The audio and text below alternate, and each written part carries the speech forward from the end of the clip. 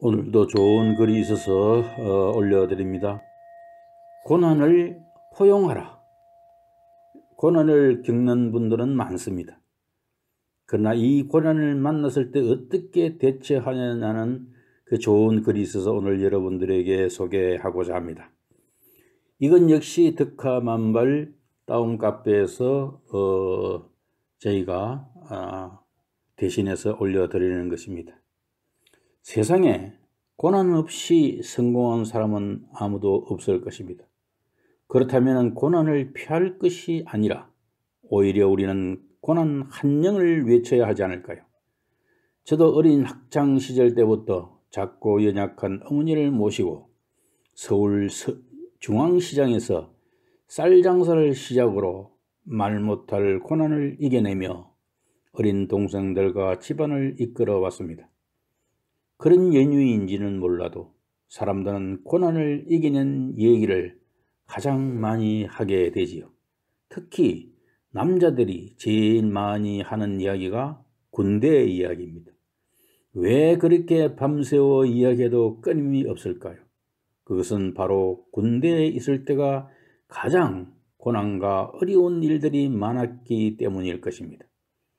옛날 여인네들의 시집살이 이야기 역시 마찬가지고 고추, 당추보다도 맵다는 시집살이가 끊임없이 나오는 것도 고난의 역사가 숨쉬고 있기 때문이겠죠. 우리의 삶도 마찬가지일 것입니다.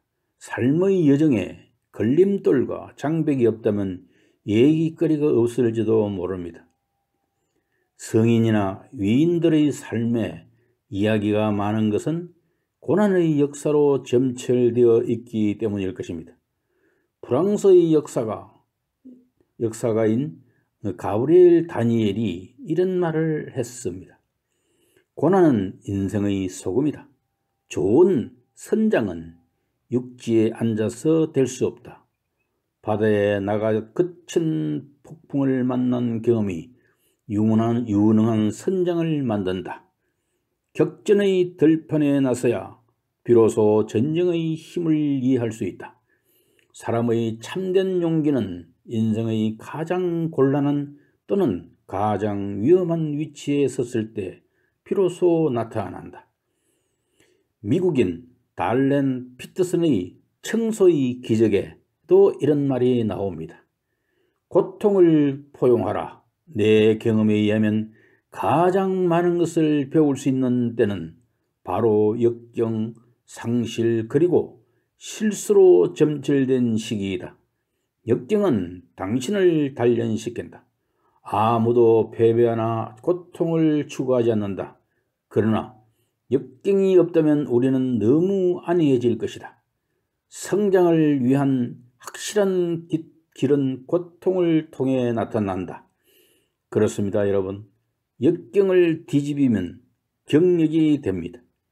걸림돌에 걸려 넘어졌지만 그럼에도 불구하고 이 디딤돌로 받고 다시 일어선 사람들만이 자신만의 스토리를 갖게 되는 것입니다.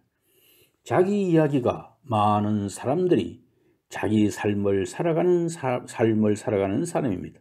자기 이야기가 없는 사람은 언제나 남의 이야기를 듣고 말할 뿐입니다. 이렇게 걸림돌을 디딤돌로 삼아 넘어서는 자신만의 성공 스토리를 만들어가는 사람은 뒤늦게 인생의 꽃을 피우는 경우가 대부분입니다. 그걸 우리는 대기만성행이라고도 하지요. 삼국지의 위지 제염전에 대기만성의 이야기가 이렇게 나오죠. 삼국시대 위나라에 채염이라는 풍채 좋은 유명한 장군이 있었습니다. 그러나 그의 사촌 동생인 채림은 외모가 시원치 않아서인지 출세를 못하고 일가 친척들로부터 멸시를 당했습니다. 하지만 채염만은 채림의 인물대문을 꿰뚫고 이렇게 말했지요. 큰 종이나 솥은 그렇게 쉽사리 만들어지는 게 아니네. 그와 마찬가지로 큰 인물도 대성하기까지는 오랜 시간이 걸리지. 너도 그처럼 대기만성하는 그런 형이야. 두고 보거라. 틀림없이 큰 인물이 될 테니 과연 그 말대로 체림은 마침내 천자를 보좌하는 삼공 중의 한 사람이 되었습니다. 그리고 후한서 마원전에도 대기만성 얘기가 나옵니다. 후한을 세운 강무제 때, 강무제는 25년에서 57년 동안 7세에 돌아가신 분이네요. 마원이라는 명장이 있었습니다.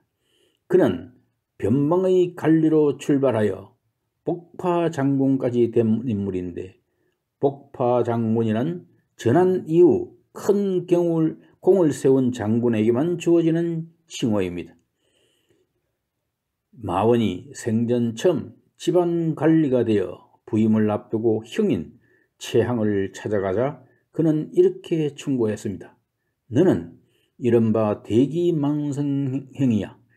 솜씨 좋은 대목이 산에서 막 베어낸 거친 원목을 시간과 노력을 들여 좋은 제목으로 다듬어 대듯이 너도 내 재능을 살려 꾸준히 노력하면 큰 인물이 될 것이다. 부지 자중자애하거라. 그렇습니다. 노자에서도 큰 네모는 모서리가 없으며 큰 그릇은 늦게 만들어진다는 말이 있습니다. 큰 인물은 짧은 시간에 만들어지는 것이 아니라는 말이죠. 괴로움의 골짜기를 건너야 행복의 정상에 도달할 수 있습니다. 실패의 고배를 마신 후에야 성공의 영광을 누릴 수 있는 것입니다. 고뇌를 넘어서야 한의에 도달합니다. 분투와 노력의 피땀을 흘린 뒤에라야 승리의 월계관을 쓸 수 있는 것이죠. 모든 값이 있는 땀의 산물이요 노력의 결실인 것입니다. 인생 도처에 고뇌의 가시밭길이 있습니다. 우리는 그 가시밭길을 용기와 인내로서 헤쳐나가야 합니다. 그것이 인생의 길입니다. 우리가 살면서 낮만 있고 밤이 없다면 어떻게 살 수 있을까요? 그러니까 고통을 인생 수업으로 생각하는 것입니다. 긍정적이고 적극적이며 정열적인 행동만이 인생의 성공을 이룰 수 있는 단초가 됩니다.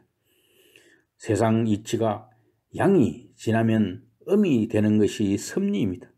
소태산 부처님께서도 겨우 7세 때부터 우주의 진리에 대한 이문을 품으시고 폐인 취급을 받으시면서 도를 닦아 20여 년 만에 대원 정각을 이루시고 마침내 부처님의 열반 위에 오르신 것입니다. 어떻습니까? 어제가 4월 28일이고 원불교 최고 경질은 원불교 열린 날입니다. 우리 고난을 포용합시다. 늦어도 곧 한이가 따라올 것이니까요. 여러분 어떻습니까? 이분이 아마 원불교의 교도이신 것 같습니다. 그래서 지금 원불교 열린 날을 기념해서 올린 글인데요. 정말로 참 좋은 글이지 않습니까? 여러분들 다시 한번 되뇌어 보시면 여러분 살아가시는 인생살이에 많은 도움이 될 것 같습니다. 구독자 여러분 건강하세요. 감사합니다.